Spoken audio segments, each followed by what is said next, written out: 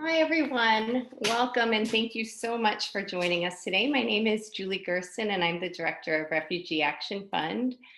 Today we're going to be learning about how refugees are impacted by COVID-19, how Refugee Action Fund is responding and how you can help. You'll be hearing from two organizations supported by Refugee Action Fund that are really at the front lines of protecting refugees in this moment. But before we begin, I just want to acknowledge this new normal that we find ourselves in of online events. Instead of congregating together in the same space, we're all sitting here in front of our devices. So to transition to being here and being present, I just want to invite everyone to just eliminate one distraction in your space. It could be closing a window on your computer, turning alerts off on your phone, or shutting the door, something to minimize noise and just allow you to transition to being here right now. So we're going to have time at the end for questions. To ask a question, you can type it into the Q&A box at any time, or you can also email your question to me at julie@refugeeactionfund.org. Many of you who are on this webinar today have really been supporters of Refugee Action Fund since our inception, but there are also a lot of new people who are joining us today. So Refugee Action Fund was launched in 2016 as our co-founders, Greg Chernow, Michelle Bruhard, Hussein Aladina, and I stood by and watched the massive flow of refugees from Syria and the Middle East into Europe. And as the news cycle continued to churn out photographs and video footage of people traveling on boat and on foot with no safe place to go home, we decided we had to act. Our goal was to mobilize our networks and raise money to support organizations providing safety and restoring humanity to people who are really fleeing for their survival. Unfortunately, here we are 4 years later, and we find ourselves really in the midst of the exact same crisis. The number of displaced people in our world continues to increase, and governments today continue to shut their doors. But now we have another crisis of great magnitude layered on top of that. Today, millions of refugees are highly vulnerable to the impacts of COVID-19, subject to intense poverty, overcrowded, and unstable housing, lack of access to medical treatment, and the same persecution and violence. And as countries close their doors to, or close their borders to all but really essential travel, refugees whose travel is really so essential because they are fleeing for their lives are finding themselves trapped in absolutely impossible circumstances. Refugee Action Fund was launched to expand the dollars and the donors to help refugees both survive and thrive. So with the money that we raise, we're able to support organizations that meet the multifaceted needs of people who've been forced from their homes because of violence and persecution. Everything from humanitarian assistance, legal aid, resettlement support, advocacy, and impact litigation. We fund organizations that are able to provide holistic and innovative support to refugees and asylum seekers from really the moment that they flee their homes through the times that they find their footing and build a safe life for themselves. Thanks to the support of so many of you, we were able to provide emergency funds to our grantees to help them meet the growing needs brought on by COVID-19. And today I'm so excited to introduce you to two of the grantees supported by Refugee Action Fund who are going to take you to the front lines to understand how they're working to protect refugees in their greatest moment of need. You're going to learn how they're responding and how the support that we have provided has really made an impact. So I'd like to introduce our speakers. And Adela and Rachel, I want to invite you to turn your video on. Adela, I might have to help you with that. Give me 1 second. There you go. Okay, hopefully we'll be able to see you in a moment. There we go. Hi. Rachel Levitan is the Vice President for International Programs at HIAS, working around the world to protect refugees who have been forced to flee their homes. And Adela is the director of the American Bar Association's Immigration Justice Project, providing high quality pro bono legal services to individuals in detention and appearing before the San Diego Immigration Court. Adela and Rachel really have a wealth of knowledge and experience to share. They have been working in this field for many years. So to structure their reflections, I'm going to be interviewing them. I'm going to be asking the same questions to both of them, but they're each going to speak from their vantage point. So I'll have Adela. Adela will be talking about her experience at the US-Mexico border, and Rachel from HIAS's work working in 16 countries around the world. I want to say that HIAS also works to support refugees and asylum seekers at the US-Mexico border and within the United States. But for the purposes of this webinar, I've asked Rachel to really focus in on HIAS's international program work. I really want to welcome you both and thank you so much for taking the time to be here. And before we begin, I just want to remind everyone that to ask a question, you can type it into the Q&A box at any point or email me at julie@refugeeactionfund.org, and we'll take your questions at the end. Okay, so let's begin. Rachel and Adela, I'm wondering if you can speak to the key challenges that refugees are experiencing right now.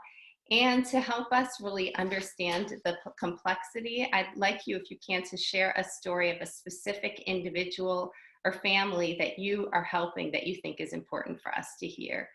And Rachel, I'm going to turn it over to you first to share the global perspective. And then Adela, I'd like to hear from you about what happens when a global crisis lands at our borders.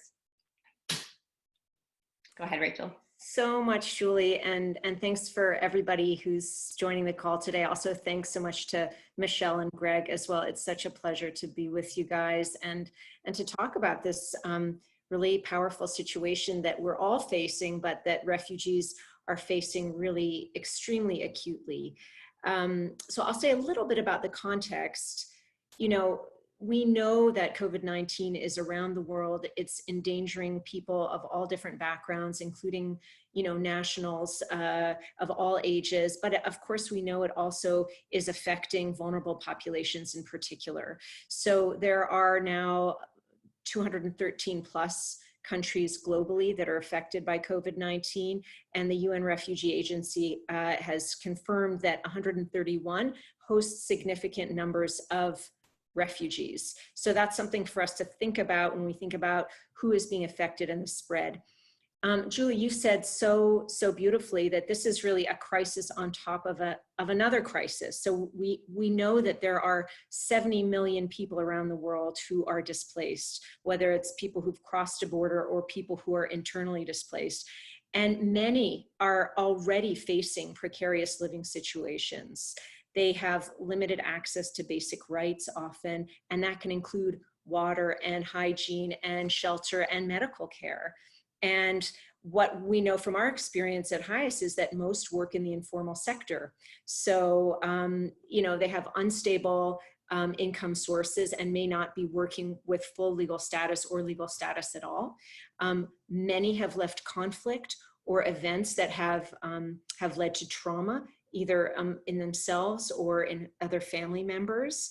And there's often an experience of gender-based violence, either back in the home country or during a migration route or upon arrival in a country of asylum. So there's this experience of what happened at home, what happened on the migration route, and then the violence and discrimination that many face in countries of asylum. So that's sort of the picture that so many refugees and forced migrants are experiencing all the time, and then COVID hits. So I would say that really what COVID has done has kind of thrown these challenges really into stark relief for refugees. So almost all the refugees and forced migrants that we work with, and so many others, have been immediately cut off from sources of income because, you know, very few are able to work from home, work remotely. And that means they're cut off from sources of income. It means they can't get the food that they need to support their families. It means that they can't pay for rents in the places that they're living, many are facing evictions. And because of police crackdowns, they're particularly vulnerable to violence in places where people are being penalized or physically harmed if they're not complying with curfews or don't have the correct PPE or masks when they go outside. They also may have difficulty if they're out of status accessing basic rights, even to healthcare, and certainly to hygiene and all of the other materials that they would need to keep themselves safe. Those who are able to stay at home because of these pressures, like so many of us, are experiencing, anxiety and depression. But if they're coming into that situation with experiences of trauma or torture or gender-based violence, that is exacerbated. We're also seeing for so many that rates of gender-based violence and particularly intimate partner violence and family violence has increased. And so we see it increased for refugees as well. Julie, shall I tell a story right now that sort of encapsulates a little bit of that experience? That would be great. Okay. There are so many that we get, and I'll explain a little bit about where HIAS is later. But one of the countries where we have a big presence is in Ecuador, and we've been working there for many, many years, originally to work with the Colombians who'd been displaced for decades, and now with so many of the Venezuelans who've had to flee Venezuela, walked across Colombia, and have tried to find some safety and security in Ecuador. So the story that I want to share is about a client of ours. Her name is Kathy. She's a young woman, 19, but she's married and has 2 small kids. So it gives you sort of an insight into how early she'd been starting her family. She arrived just in March. So March 12th, she arrived in Ecuador with her husband and their 2 kids who were 4 and 2. And they arrived in Guayaquil, which is Ecuador's biggest city. The capital is Quito, but this is really the largest city and has a large concentration of refugees, Venezuelans in particular. So she began to look for job opportunities and a place to stay, not with a lot of money, but they had enough with them to try to find a place to rent. And it was very difficult. They couldn't find work and they couldn't find a place that was cheap enough. So they quickly burned through the savings that they had renting a hotel room just to keep themselves safe and to have a place for their little kids. And as this was happening, Ecuador imposed its quarantine order. It's the announcement of curfews across the board and that people were required to stay home. So they were stuck because they had used up all their money. The hotel was about to kick them out. They had no place to rent or connections to anybody to find a place to stay. So they reached out to the UN Refugee Agency, which HIAS works with closely, and they were referred to us. And because our staff was already at home, we had to be working remotely with them. So we did a rapid needs assessment with them over the phone. Normally they would come into our office, and we were able to both provide some cash and voucher assistance immediately, but also helped refer the family to a place that they could find to rent. I mean, they're still struggling because they don't have a regular source of income, but they at least were able to be set up with this to protect them and their kids for this first little while during their arrival in Ecuador. And I guess, what this story represents to me is first how vulnerable people are when they arrive. They come with such small margins. They have so little money that they can, that they have to support themselves. They fled with barely anything. And that is so truly the story of refugees and other forced migrants. People arrive with very little and hope that they can get on their feet and start working and start supporting themselves and their families right away. So that's one piece, sort of recognizing, I think, the very vulnerable situation that most refugees find themselves when they're able to cross a border and enter a country.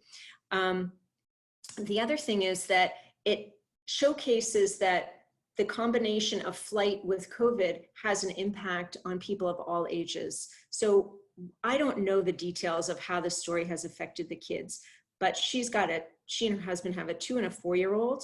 And I know that the situation has had quite devastating impact on the kids as well as adults. And I think the story there is that just as we see that COVID is affecting people of different ages, the combined impact of the shutdowns that have resulted from COVID and the situation that refugees find themselves has a very strong impact and different kind of impact on refugees of different ages, and certainly of refugees of different abilities. The final thing that it shows that that I've been so impressed with when I've talked to colleagues from my agency, but from others, is that there's been a tremendous stepping up by all sorts of organizations to coordinate and try to provide the best assistance that we can during this time.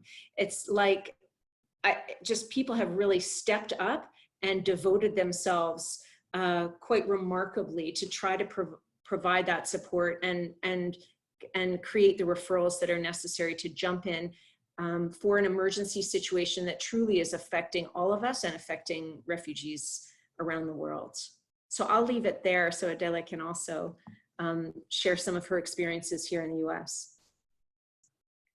Thank you, Rachel. Adela, I'll ask the same question to you, which is, can you speak to the challenges that refugees are experiencing right now? And in particular, it would be helpful to hear a story of a person that you have helped in this time to kind of illustrate the complexity of what's happening. Sure. So I would just want to second Rachel and start out by thanking the Refugee Action Fund, as well as all of you, for taking time out of your day to learn more about this. I think that Julie framed it really well by explaining that there's this international perspective, and then that then does land at our border. And so there is this transition from what Rachel just explained over to what happens once they arrive in the US. And I think the terms refugee and asylee are used very interchangeably, but technically somebody who's coming into the US as a refugee already does have that status. What's happening is that most people aren't able to secure that status, and that's become increasingly more difficult under the current reality and the real scaling back of resources for refugees across the world. And so what people are doing is arriving at US borders and asking for protection once they arrive in the US, and they will then come into the US to attempt to prove that they meet the qualifications to be deemed a refugee. And so where our work is based in San Diego, we work really closely with the refugees that are presenting themselves at the San Isidro and Otay Mesa ports of entry, the borders there. I don't know that it's common knowledge, and so I don't want to get into the legal logistics too much, but when we say send us you're tired and you're hungry and whatnot, I don't think a lot of people realize that what that means is you're going to present at the US border, let an officer know that you fear for your life, and then will be placed in a maximum security prison just a few miles from the border. There's actually an image, I think, that shows it, but it's a little bit astounding that somebody who's fleeing persecution and the realities that Rachel described, and just what it is to flee horrific persecution, to have seen your family member killed or to have been the victim of a rape, and then flee for the course of several countries as a stowaway, and what that does to you, and then land in the US and say, this is where you're going to wear a blue jumpsuit and Crocs and be shuffled around like a prisoner. This is civil custody, by the way. This is not criminal custody, this is civil custody. And so a lot of our work is based in this detention center, working with asylum seekers in this detention center. I mean, I would say that it's already, from my very biased perspective, problematic. This is how we're treating people that are fleeing violence in other countries. But that situation has really exacerbated with COVID. Because a lot of our programming is based in the detention center, we're very connected to the situation there. We receive multiple calls daily from our clients, as well as people that are not our clients, but participate in a orientation and education program that we conduct there. And in mid-March, when the shelter-in-place order went into effect in California, our office closed down, but we still sent in a small team for the orientation program. At the time, we didn't really understand what was coming, and also this detention center working with people that are fleeing generally has outbreaks of tuberculosis or chickenpox, and so we were very, really well accustomed to the situations of quarantine in a detention center and just our work normally going on through that. So we thought it would be okay to go in post the shelter in place. We went in for one day and immediately shut down that program in person. We're doing it remotely now. But what we saw was pretty astounding, that there was no security precautions, or safety precautions, I should say, in place. And so we had to pull our staff out, within a day of the shelter in place. But since that time, we haven't seen any improvement on the situation in this detention center. And that includes a lack of access to hygiene materials, particularly soap. Even our own staff couldn't access soap to wash their hands when they were in the facility. There hasn't been masks provided. There's been no setup for social distancing. So just, basically the perfect storm to have COVID spread. Again, I just want to reference back to the point that this is not criminal custody. And even if it were, I don't know that it's the right thing to do to keep people trapped in a situation where they are so susceptible to becoming ill. But this is civil custody for people that are fleeing persecution. I think it's very significant to point out that the first case was confirmed at the beginning of April. And because of our experience there in mid-March, we kind of saw this coming because of the lack of measures in place to protect the population. So beginning of April, we saw the first case confirmed of one person in custody and one guard. And then 1 week later, on April 7th, there were 6 cases confirmed. Last week, there were 75 cases confirmed. Today, there's 124 cases confirmed. So this is, over a 30-day period, we've seen from, nothing basically to 124. That's also, I should note, only the people that are in ICE custody. There's also U.S. Marshal custody in this detention center, which is, different population, incarcerated by a different entity. And if you account for that population, we're looking at, I think, about 175 people that have tested positive over the course of a month. And, though they're in a different type of custody, they still breathe the same air.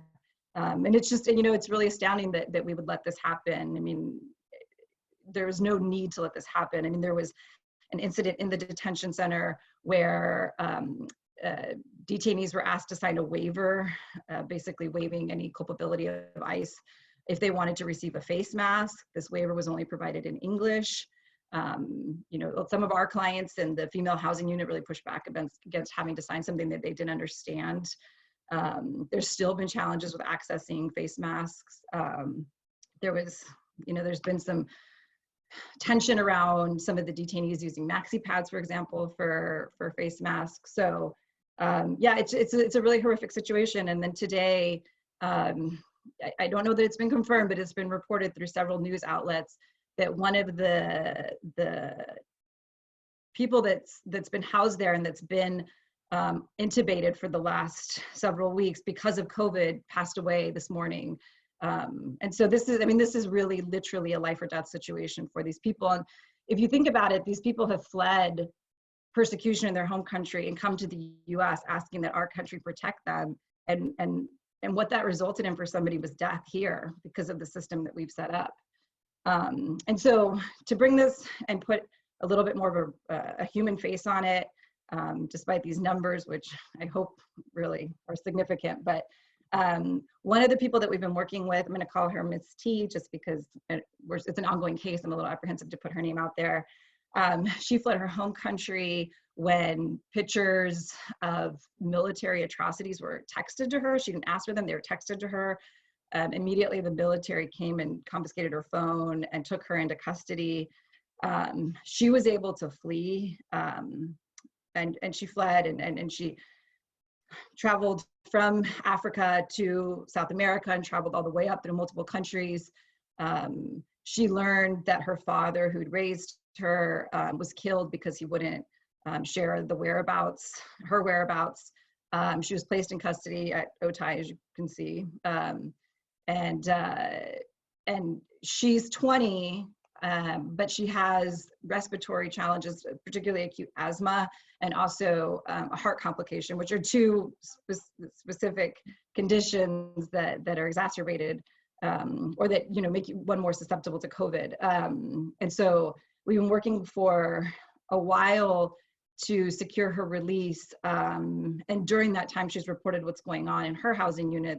I should say there's only one female housing unit, and then the rest are for males. But in her female housing unit, it's been very stressful for everybody in there. I mean, they'll see people that are pulled out of the unit and taken to the medical facility, and they're gone for 10 days, and then they come back, and there's no real confirmation of what happened, if they tested positive, if they didn't. Nobody really knows what's going on.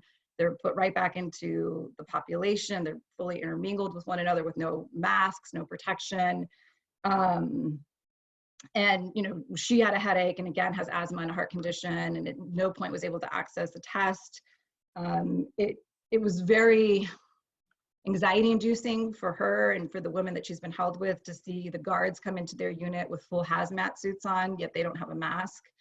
And so, I mean, I think that's, really, though she's not older, to Rachel's point, the fact that this impacts people from, I don't know, just across the board, age-wise, health-wise, and it's just that much more dangerous by forcing people into a situation where we now have over 100 people in a detention center that are infected, yet there's no security precautions or safety precautions in place to protect them. And so, so there's more to follow with her, but I think that that's helpful to put a more real face on what's happening in this detention center currently today as we speak. Thank you so much for sharing. It's incredibly disheartening to hear. I'm wondering if you can lay out both what you see as some of the primary solutions, both in the short term and long term, to ensure that refugees communities are able to survive and thrive, and also if you can talk a little bit about how HIAS is responding and how the ABA Immigration Justice Project is responding. And Rachel, I'll turn it over to you to start us off. Sure, thanks, Julie. I mean, I think in terms of the primary solutions, it first has to start at borders. And that's come across in a couple of different ways already, but refugees really need to be able to cross borders to secure protection from people to enter. And that's incredibly dangerous, not only because there, in many places there'll tend to be a crowding of the border to get over, but also that it means that they will not be able to flee from the persecution that they're experiencing. So that's the first piece.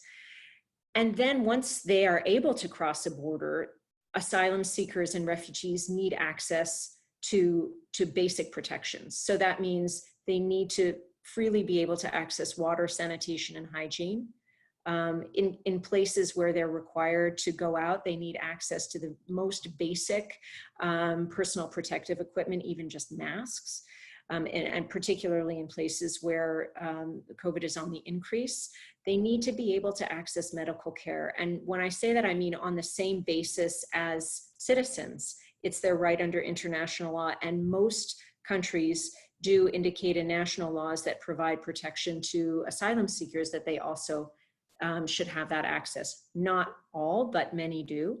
They need to be able to access food, other basic material support. They need access to safe shelter. They need access to protection, and that's protection from violence that they may experience at the hands of their own family members, or by local community members, or by police and other members of local governments. And perhaps armed groups as well.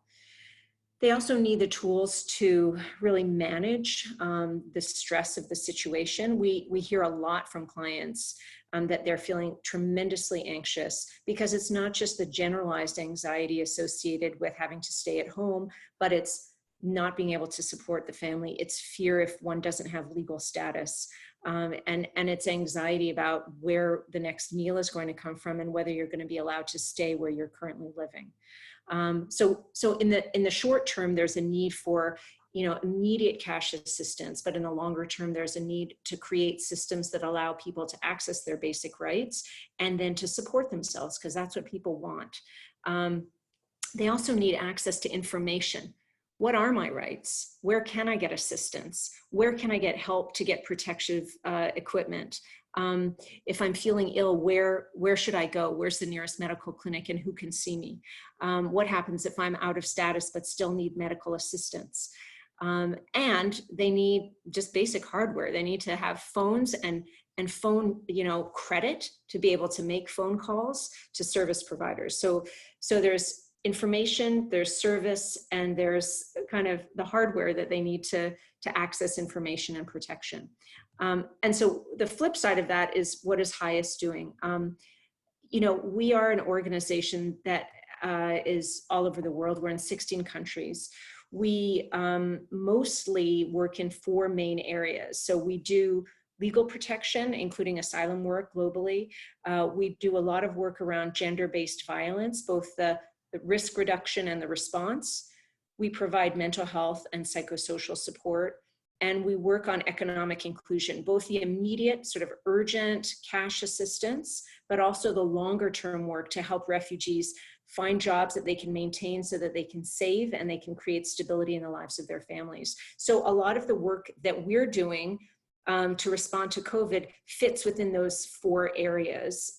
So there's sort of 3 main areas that we've seen our programs around the world respond. First is cash. People can't support themselves and they need to be able to access either cash through their debit cards or through cash cards or transfers that people get on phone systems that already are in place. And they need that in order to buy food, to buy core relief items, to cover their shelter.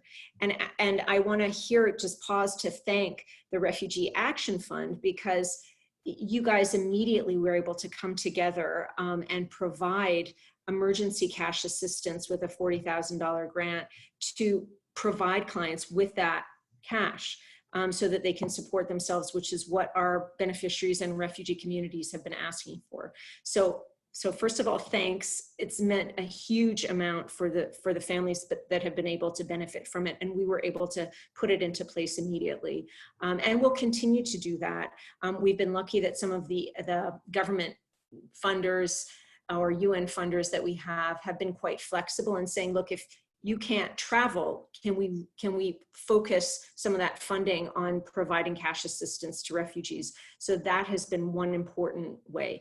Another is remote support. So just because as Adela was saying, our staff are all working from home. How do we help people if we can't do what we're used to doing, which is sitting down, having a conversation, understanding the needs of clients, and then providing the assistance that they need? So they've been doing it remotely. And that means we've set up call centers, we've set up hotlines, we've got multiple group chats going on WhatsApp, on providing information on Instagram Live, providing all sorts of support in that remote way. And some of it is about providing information. What are your rights and how do you get assistance? And some of it is actually providing that support.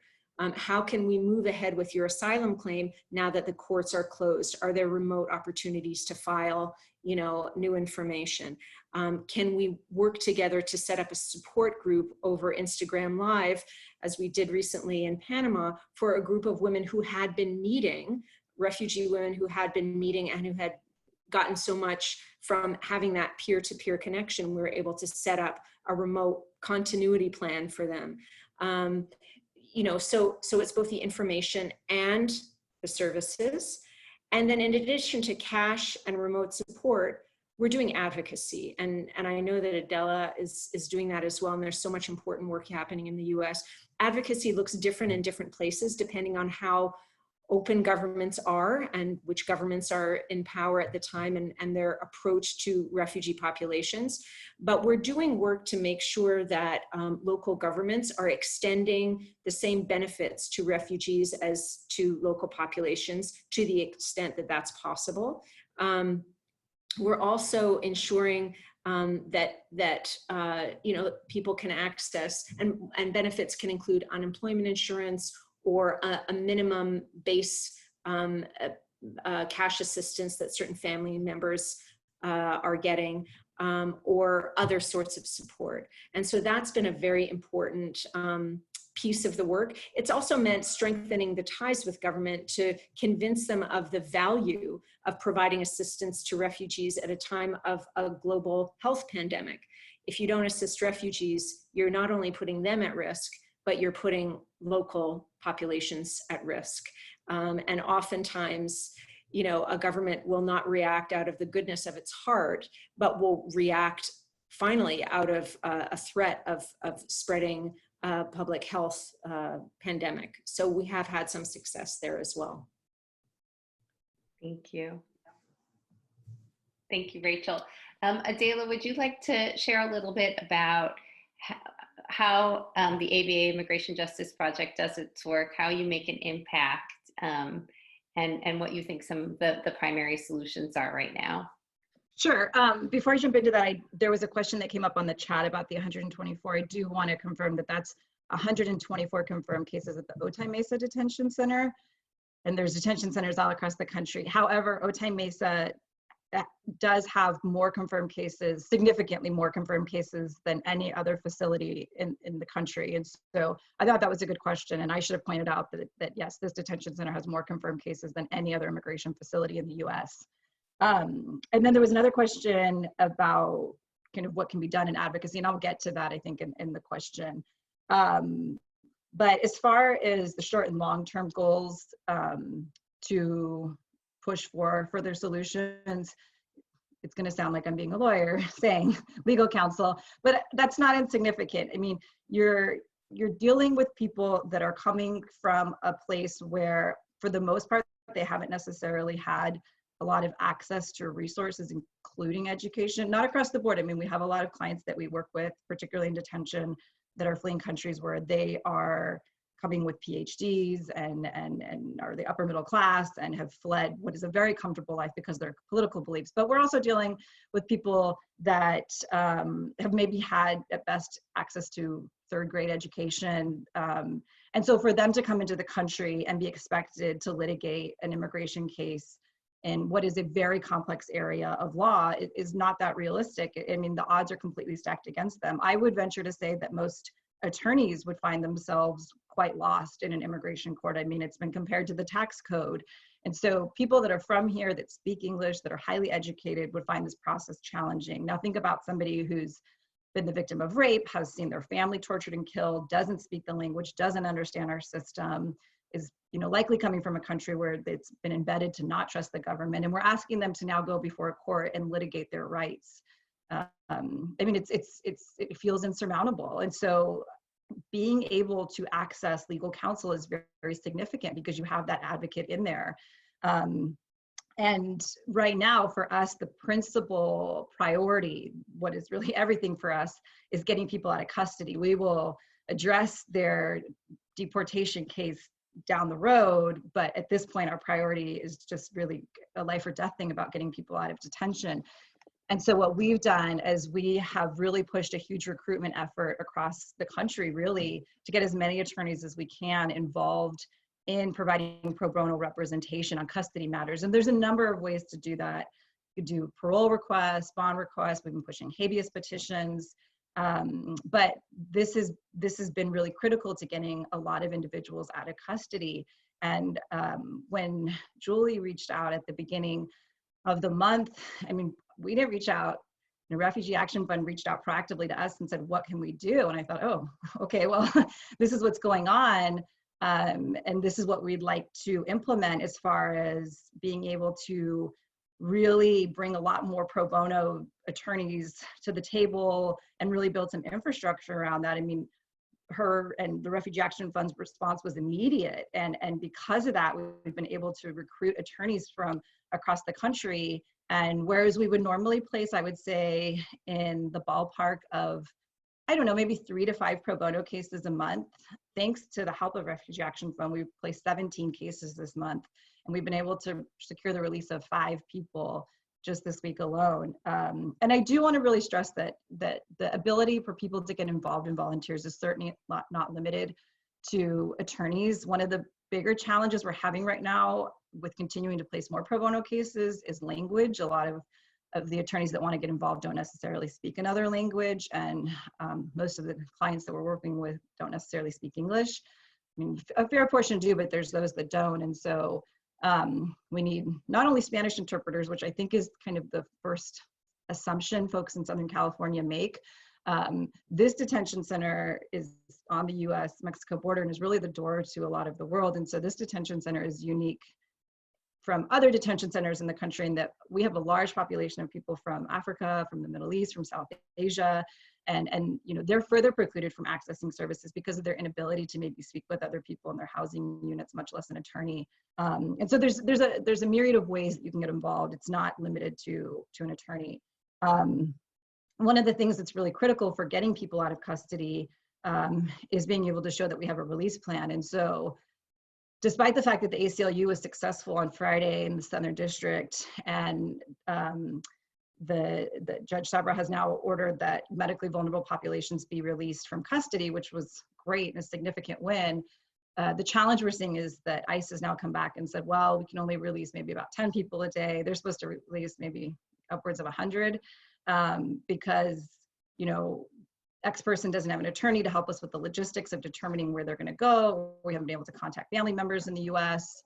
And so we've had the experience of seeing that though there's been successful litigation mandating the release, that volunteer support is still necessary. And having attorneys has really been a game changer for getting certain people out of custody, whereas other folks that really should be out are still there. And drawing it back to the individual that I had mentioned earlier, Ms. T, she had submitted a parole request.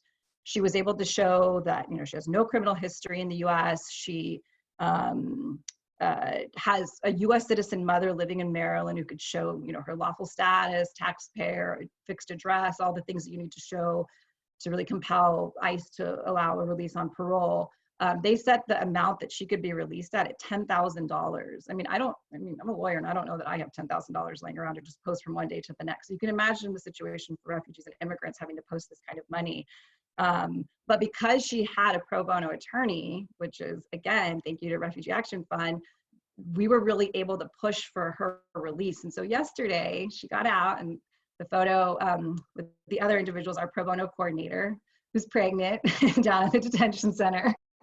And then we took her to Coronado Beach. I don't know if you're familiar with San Diego. We took her to Coronado Beach after she got out yesterday, after many months and so much fear and anxiety about being sick in this detention center. And so there really is a very, very tangible impact of having an attorney or having access to interpretation or having these volunteers. And like I mentioned, that $10,000 parole amount was set. I mean, these amounts for bond and parole that are ultimately returned once the person's proceedings are over are very hard for people to come up with.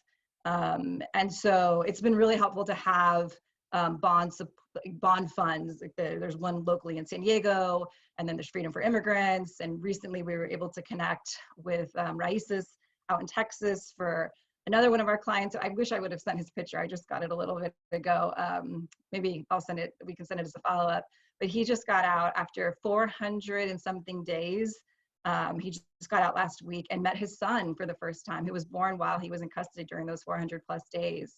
Again, these people have no criminal history. They're fleeing violence in their home countries and looking for protection in the US. And so there's a number of ways to get involved, but I do strongly believe, and I know that I'm biased and running a legal organization, that access to counsel and that access to people that can advocate for you in what is a highly complex legal system really, I mean, we see it every day, the differences that makes. And, you know, we're a nonprofit. We only have so many resources. We're not going to hire 100 attorneys. We're not a big law firm. And so the way that we can provide exponential representation is through pro bono support. And you know, this isn't the first grant that we've received from Refugee Action Fund for pro bono assistance. I mean, our pro bono program was already, you know, up and running at a different level than it had been in the past, thanks to support last year. So this is an ongoing support. And so this isn't the first, like, this picture is not the first picture of somebody released thanks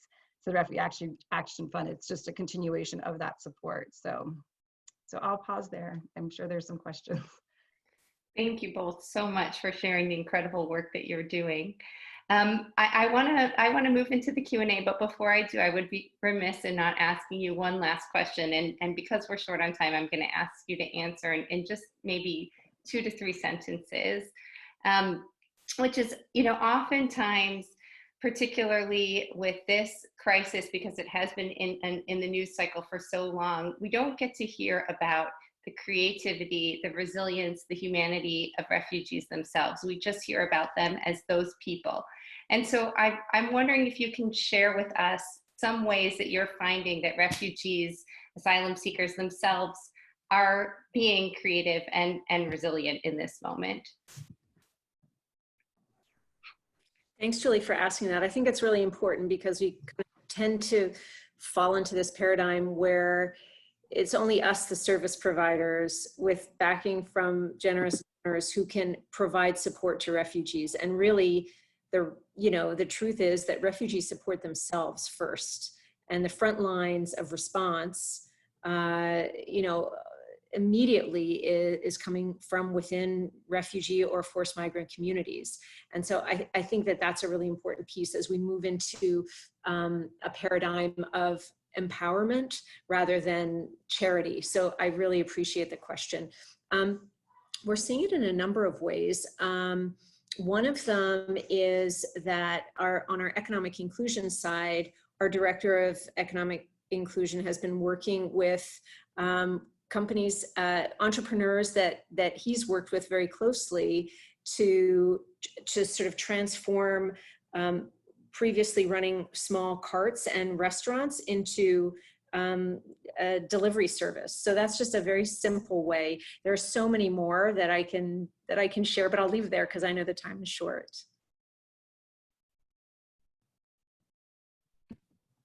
Thank you.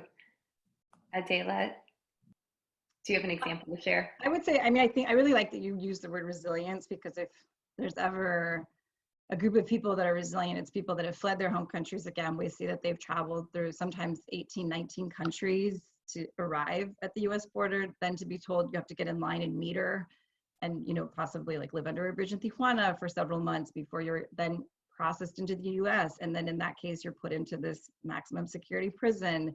And then you hope that you get the golden ticket by being able to secure an attorney. There's just so many things that have happened that they have really, survived before the point where they, are free and able to integrate into the country.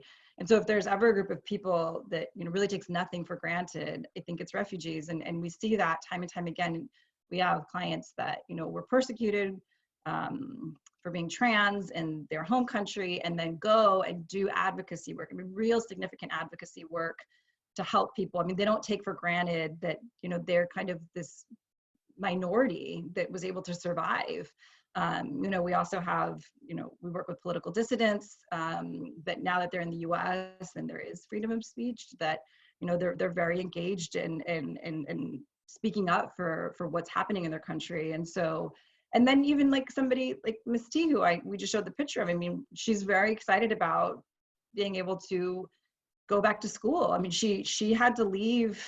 She was about to finish, what is kind of high school or kind of the earlier stage of college when she fled her country, and, having to leave her family and friends and school behind. She's so hungry to go to school. And you see that often with refugees that come, is that hunger for education and opportunity, which is what, makes it frustrating as the mother of somebody in elementary school when they're complaining about going to school. I'm like, do you understand? I don't want to put that in like a 5-year-old's face. It's a little heavy, but I just feel like you don't understand the privilege that you have by virtue of simply being born here, that people risk life to just have access to something as basic as free education. And so you see that those that have been able to overcome the odds, they don't squander that. They really don't. They take every opportunity that's available and then some. There was a question about I don't know if I should answer it now in the chat, about the ACLU suit. Yes, they have been compelled to release, though we've seen a lot of challenges with that. Like I mentioned, that not everybody's being identified. We've had the attorney at ACLU San Diego that litigated that case went to ACLU straight from Immigration Justice Project. She was our senior staff attorney before going to ACLU, so we're in very close contact on a daily basis. And they've indicated that, you know, they really need help with identifying who is part of this class, because, you know, it doesn't feel that ICE has really been proactive about identifying everybody in the class. And again, the sense is that those that don't have an attorney are not able to advocate that they are part of the class. I mean, I'm not saying that nobody that doesn't have an attorney is getting out. It just, we're definitely seeing problems as far as those that should be part of the class, no movement, because there's nobody advocating, or the position of like, well, we can only process so many people a day, or, you know, we're willing to let them go, but where are they going to go? You know, and, you know, our position is, well, you know, you need to work that out. There's a judge's order, but I'm not sure if that's helpful to the question, and I can maybe connect with that person offline a little bit more, but it's helped. We saw a lot more releases in the last few days, but it's not nearly at the number that one would expect given the judge's order. Great, thank you very much. So I really want to thank you both for sharing your reflections. You gave us a great deal of insight into the challenges facing refugees right now, really the life-saving impact of the organizations that you, and the work that you do, and the resilience of refugees themselves. So thank you, I really appreciate that. If you have a question to ask, again, just type it into the Q&A box or email your question. We do have a few minutes, but before I take your questions, I'm going to open it up to Michelle Bruhard, one of the founders of Refugee Action Fund, who just wants to share a little bit more about how you can help. Hi, Rachel and Adela, thank you so much for speaking with us. And Rach, I would really like one of those empanadas. I mean, I'm so hungry and those look delicious. So thank you for sharing a little bit about what you guys have been doing and what you've been working on. I'm sure it's been extremely busy. I just wanted to introduce myself. I'm Michelle. Probably many of you have met me across some paths, or if you're new to Refugee Action Fund, welcome. We're so happy you're here. I got involved in Refugee Action Fund in 2016 when we first started, and I got involved because I didn't want to sit by and do nothing. And it's the problem seems so big that it feels like you feel paralyzed, like, well, I don't even know where to start, so I'm going to do nothing. And I didn't want to do nothing, but I didn't know how to do something. And this really helped organize it and mobilize what we can do and how we can help, across so many organizations. Anyway, I would love for you to join us. I would love for you to join us in the work that we're doing. You can visit our website at refugeeactionfund.org. Is that a /? It is, right? /donate. Is that the backslash? It's the / /donate. We are raising money. Obviously, we need help, and there are so many people that need help. And anything small you want to give, but anything large you want to give, we'll happily take. And we are raising awareness. If you want to know more about what we're doing, you can go to our website. You can email Julie or Greg or myself or Hussein. And we are happy to answer any questions that you have and explain more about how we are working to provide dignity and resources to refugees, not just in the United States, but across the world. Thank you, Julie. Thank you, Michelle. All right, I'm going to take a second to look over at are there any questions? Okay, so I am waiting to see if anybody has a question they would like to ask. We'll give it another minute or so before we end. Again, to ask a question, you can type it into the chat button or email me at julie@refugeeactionfund.org.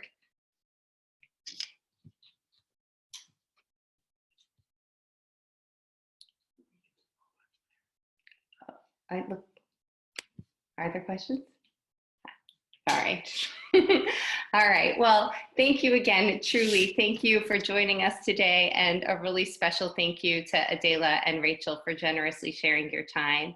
This webinar is going to be available to share with your friends and family, and I highly encourage you to do that. We'll put it on our website along with our COVID response so that you can share that widely. And we really want to encourage you to get involved and really to donate right now.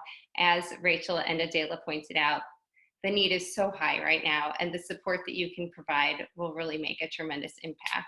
So thank you so much to those of you who have been supporting our work. We hope that you will continue to do so, and we encourage you to give right now, especially so that we can continue to help organizations like HIAS and the ABA Immigration Justice Project meet the growing needs that they're facing today.